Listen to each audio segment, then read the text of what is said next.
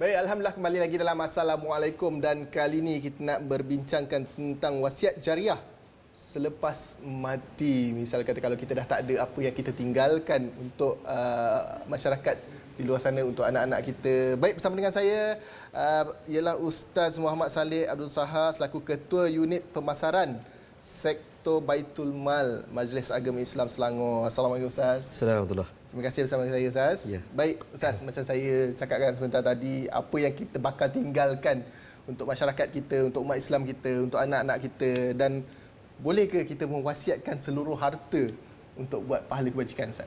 Baik. Bismillahirrahmanirrahim. Alhamdulillah bil alamin wassalatu wassalamu syafil anbiya'i wal mursalin wa ala alihi wa sahbihi ajma'in.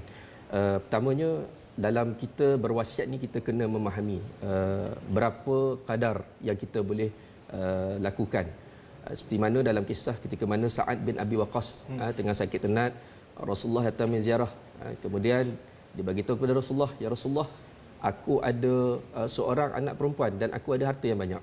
Maka Sa'ad bin Abi Waqqas ni dia nak membuat sedekah hartanya selepas kematian dia, iaitu sebanyak 2/3. Nabi tidak bagi. Kemudian Sa'ad bin Abi Waqqas kata 1/2. Nabi pun tidak bagi. Akhirnya 1/3 dibenarkan. Nabi membenarkan 1/3. Nabi memberitahu kepada Sa'ad bin Abi Waqqas, biarkan daripada warismu berharta dalam keadaan apa-apa. Maknanya biarlah waris kamu dalam keadaan kaya raya daripada waris kamu meminta-minta. Nak sebutnya di sini bahawa dalam kita melakukan amal jariah selepas kematian, kita kena memahami, kita kena faham bahawa perlu juga kita tinggalkan untuk waris kita. Ini yang Nabi pesan kepada Sa'ad bin Abi Waqqas. Namun di sini kita kena lihat wasiat jariah yang bagaimana. Dan kalau kita lihat di sini dari segi hukum faraidnya. Sebagai contoh, saya buat contoh mudahlah. Kalau katalah kita ada waris zawi arham ataupun waris ni contoh dia terhalang menerima harta pusaka. Sebagai contoh, kita sebagai datuk, kita ada cucu. Cucu ni terhalang. Baik. So dalam kaedah bagaimana kita nak bagi harta kita ni kepada cucu kita. Kita sayang pada cucu. Ikut hukum faraid tak dapat dah sebab terhalang oleh waris-waris anak-anak kita. Maka dia membuat wasiat secara jariah kepada cucunya. Itu. Okey, kemudian apa lagi? Contoh yang kemudian iaitu anak angkat. Kebanyakan orang ada anak angkat. Cuma kita tak tahu bagaimana nak pastikan anak angkat ini mempunyai harta selepas kematian kita. Walaupun macam-macam lah orang sebut hibah dan sebagainya kan. Tapi dalam keadaan konteks wasiat ni pun dibenarkan, iaitu sebanyak 1/3. Ada cara. Ada caranya.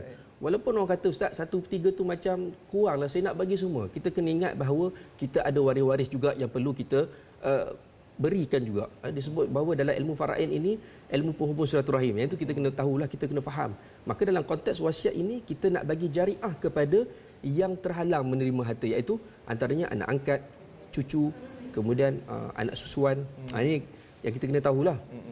Itu melibatkan tentang nak sebut berkenaan tentang waris. Kemudian bagaimana pula kita nak bagi kepada untuk kebajikan. Wasiat jariah yang kita nak konteks tadi jariah kepada waris. Ini jariah kepada kebajikan. Sebagai contoh, kita nak buat jariah kita ini selepas kematian untuk pembangunan sekolah tahfiz contoh, ataupun untuk kepada anak-anak yatim. Maka di sini kita kena memahami bahawa berapa banyak kadarnya, iaitu sekadar 1/3. Yang ini kita kena tahulah kadar-kadar untuk membuat wasiat jariah. Walaupun orang beranggapan bahawa wasiat itu hanya kepada, ada orang beranggap bahawa wasiat itu untuk waris mata-mata. Itu kesalahfahaman masyarakat lah. Kesalahfahaman masyarakat. Maknanya ada cara.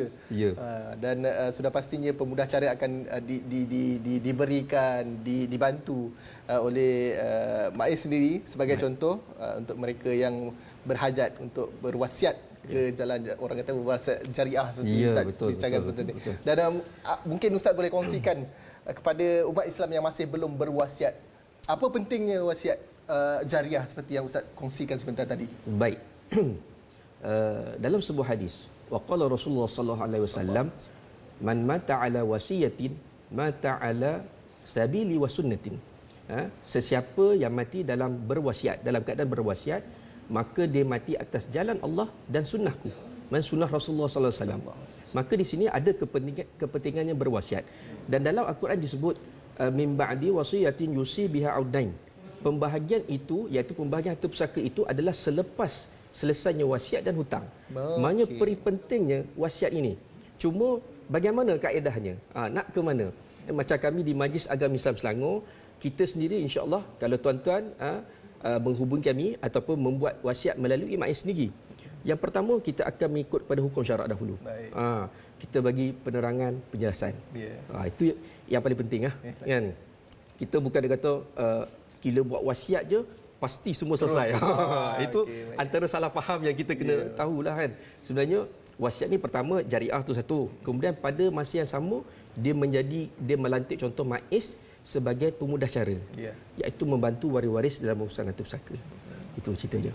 Yalah, sebab kadang-kadang tu stigma masyarakat kita, okey aku dah serahkan, selesai, aku dah tak perlu ambil tahu. Maknanya dah selesai lah, aku dah berikan kepada pemegang amanah, dah bagi mereka yang sepatutnya uruskan. Betul. Mereka lah uruskan, lepas tangan. Betul. Sebab itu antara sebab harta pusaka menjadi aset terbeku sampai ke 70 bilion, antaranya saya sebut antara faktor kerana tiada pemudah cara. Baik. So kita di MAIS kita nak memastikan bahawa kita ni sebagai pemudah cara yang baik untuk menyelesaikan masalah pusaka orang Islam kita. Itu ceritanya. Mungkin ada pesanan daripada ustaz kepada masyarakat di luar sana tu yang ingin berwasiat, yang berhajat nak berwasiat, apa sepatutnya mereka perlu ambil tahu, apa yang sepatutnya mereka lakukan dulu sebelum kepada pihak-pihak yang orang kata apa, yang membantu mereka sebagai pemudah cara untuk menguruskan wasiat. Kepada sidang penonton yang betul Allah sekalian, jika memerlukan khidmat nasihat, boleh hubungi di talian 0355143773, iaitu hotline lah Majlis Islam Selangor, telefon waktu pejabat.